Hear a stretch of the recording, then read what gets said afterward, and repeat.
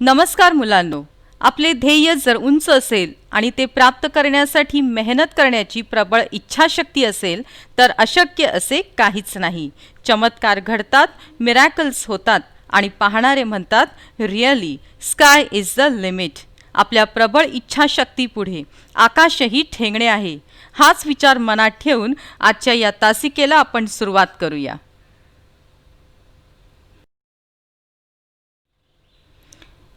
आज आपण डॉक्टर अनिल काकोडकर लिखित मोठे होत असलेल्या मुलांनो या स्थूल वाचन पाठाचा भाग दुसरा म्हणजेच उर्वरित भाग अभ्यासणार आहोत.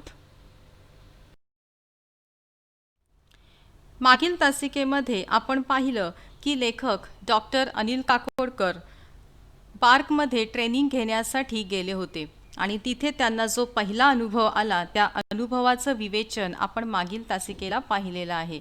स्वतःचं काम स्वतः शोधलं पाहिजे, ते काम पूर्ण करण्यासाठी धडपड केली पाहिजे, म्हणजे स्काय इज द लिमिट अशी परिस्थिती आपल्यासमोर निर्माण होते. हा अनुभव लेखकाने स्वतः घेतला.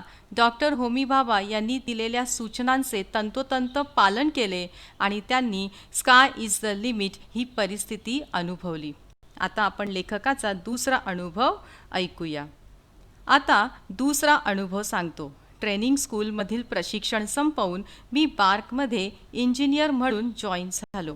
पहा मुलांनो, जेव्हा लेखकाने पहिला अनुभव घेतला तेव्हा लेखक बार्कमध्ये ट्रेनिंग घेण्यासाठी विद्यार्थी म्हणून गेलेला होता. आता त्याचं ट्रेनिंग संपलेलं आहे, प्रशिक्षण संपलेलं आहे आणि ते संपल्यानंतर आता इंजिनियर म्हणून तो बार्कमध्ये जॉईन झालेला आहे. तेव्हा तिथे मेटलायझिंग प्रक्रियेवर मला काम करायला सांगण्यात आलं होतं. तेव्हा लेखकाला सगळ्यात पहिलं काम दिलेलं होतं मेटलायझिंग प्रोसेस करण्याचं.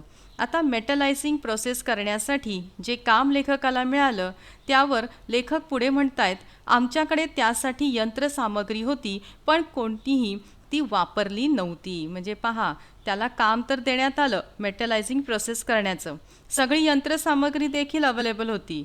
यंत्रसामग्री म्हणजे सगळ्या प्रकारचं साहित्य, मशिनरी, सगळं काही तिथे उपलब्ध होतं. त्यावर लेखकाने काय म्हटलंय, म्हणून मी म्हणालो मी यावर काम करतो, पण यासाठी मला एक वेल्डर आणि एक फोरमन यांची गरज आहे. लेखकाला इंजिनियर म्हणून जॉईन झाल्यानंतर पहिलं काम मिळालं मेटलायझिंग प्रोसेस करण्याचं आणि ते काम मिळाल्यानंतर लेखकाने पहिला प्रश्न केला किंवा पहिली डिमांड केली की मला त्यावर काय हवं आहे, एक वेल्डर आणि एक फोरमन यांची काम करण्यासाठी गरज आहे. आणि त्यांची ही डिमांड ऐकून, त्यांची ही आवश्यकता पाहून वरिष्ठांनी त्यांना काय उत्तर दिलं.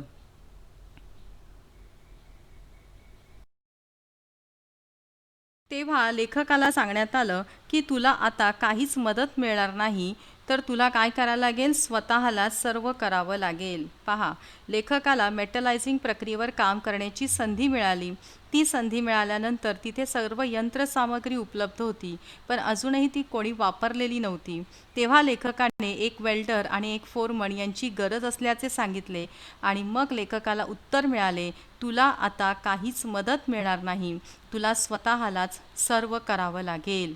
वरिष्ठांची आज्ञा म्हणून मी सुरुवात केली. वरिष्ठ म्हणजे सिनियर, आज्ञा म्हणजे आदेश. वरिष्ठांनी जी आज्ञा दिली ती मानून लेखकाने कामाला सुरुवात केली आणि बरीच धडपड करून ते काम पूर्ण केलं.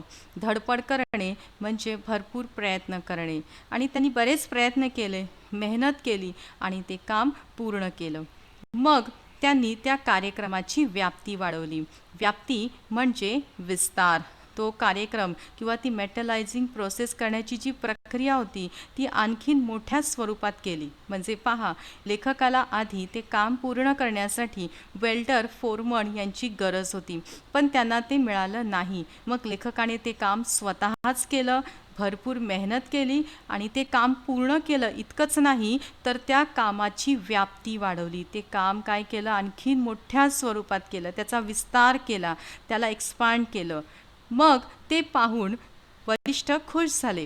हे करूया, ते करूया असं बरंच काय काय म्हणाले आणि मग विचारलं, आत्ता सांग तुला काय पाहिजे.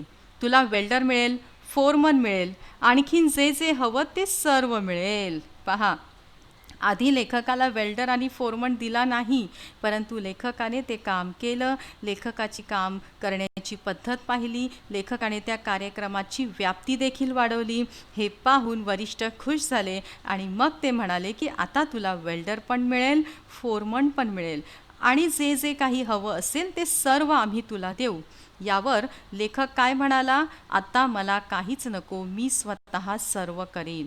म्हणजे पहा की या घटनेतून लेखकाने ते काम स्वतः केलं. त्या कामातले प्रत्येक बारकावे त्याने स्वतः समजले. काम करताना येणाऱ्या सर्व अडचणींचा लेखकाने स्वतः सामना केला. त्या अडचणींवर मात कशी करायची, सॉल्युशन्स कसे काढायचे हे स्वतः लेखक शिकला. काम करताना कोणत्या पद्धतीचा वापर करायचा, ते काम वेळेत पूर्ण व्हावं म्हणून काय करायचं, अशा अनेक गोष्टी लेखक स्वतः शिकला आणि त्यामुळे लेखकामध्ये एक आत्मविश्वास निर्माण झाला, एक कॉन्फिडन्स निर्माण झाला की आता मला कोणाचीही गरज नाही, कारण सर्व काम मी स्वतः एकटा करू शकतो. पहा, जेव्हा तुम्ही स्वतः एखादं काम करतात तेव्हा त्या कामामध्ये तुम्हाला काय मिळतो, आत्मविश्वास मिळतो. कारण त्या कामातल्या सगळ्या बारीक सारीक गोष्टी आपल्या डोक्यामध्ये परफेक्ट बसतात. त्या कामामध्ये जे प्रक्रिया करावी लागते, ज्या स्टेप्स असतात, ज्या पायऱ्या असतात, त्या आपल्याला व्यवस्थित समजतात आणि मग आपल्याला कोणाच्याही मदतीची गरज लागत नाही. हा फायदा लेखकाला झाला.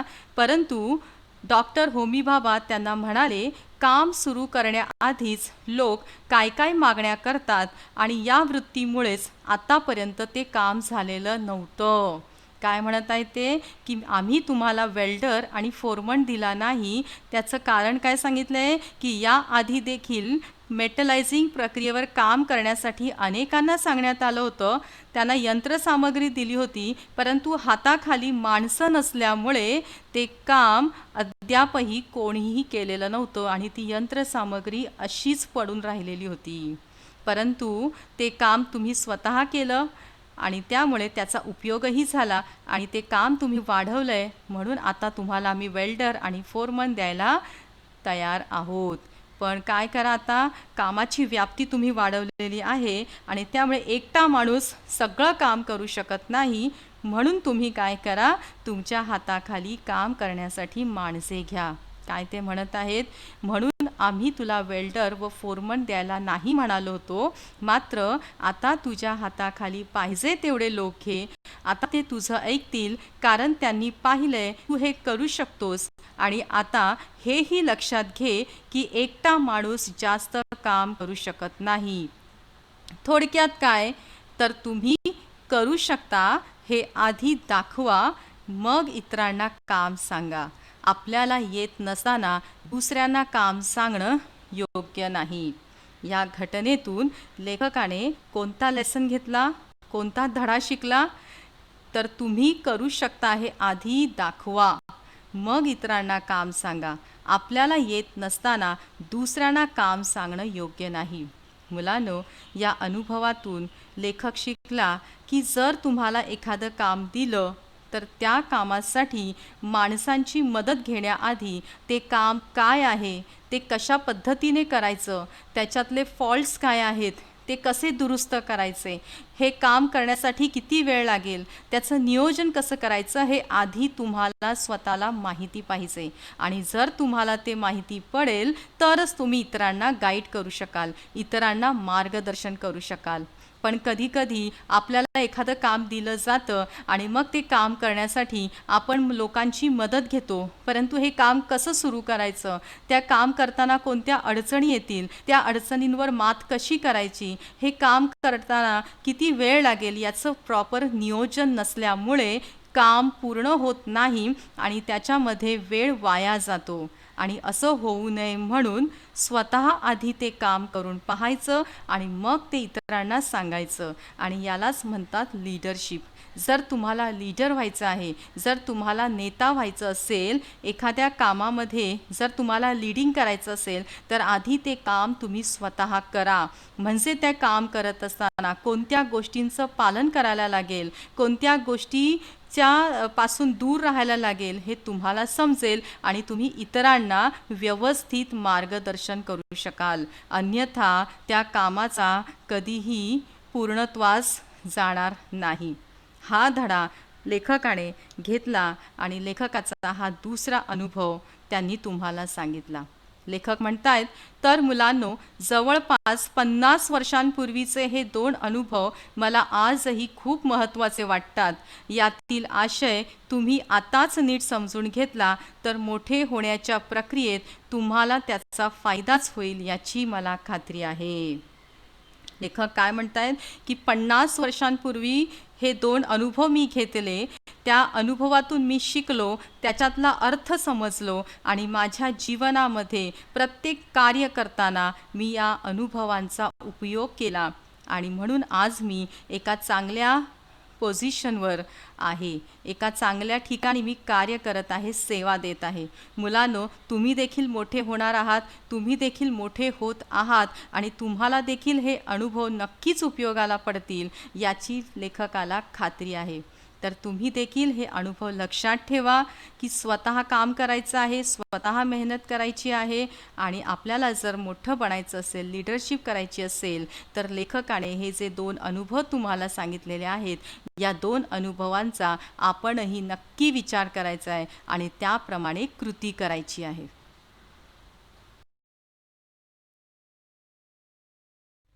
आणि म्हणून नेहमी लक्षात ठेवा, स्वतःला सक्षम करता आलं पाहिजे, ऊर्जा मिळवता आली पाहिजे आणि स्वतःचे मार्ग शोधता आले पाहिजेत. तुम्ही हे करू शकता हे आधी इतरांना दाखवा आणि मग इतरांना काम सांगा. हे तुम्ही नेहमी लक्षात ठेवा. हे 2 मौल्यवान विचार तुम्हाला नेहमीच मार्गदर्शक करतील. लेखकाला आलेले अनुभव हे लेखकाने तुमच्यापर्यंत पोहोचवलेले आहेत आणि याच अनुभवांचा उपयोग करून तुम्ही तुमच्या जीवनाला आकार द्यायचा आहे. जीवनामध्ये एक ठोस भूमिका निश्चित करायची आहे आणि यशाकडे मार्गक्रमण करायचं आहे. तर हा पाठ पुन्हा एकदा वाचा आणि यातील अनुभवांचा नक्की विचार करा. पुढील तासिकेला नवीन पाठ्यघटकासह पुन्हा भेटूया. तोपर्यंत आनंदी रहा, काळजी घ्या आणि विचार करा.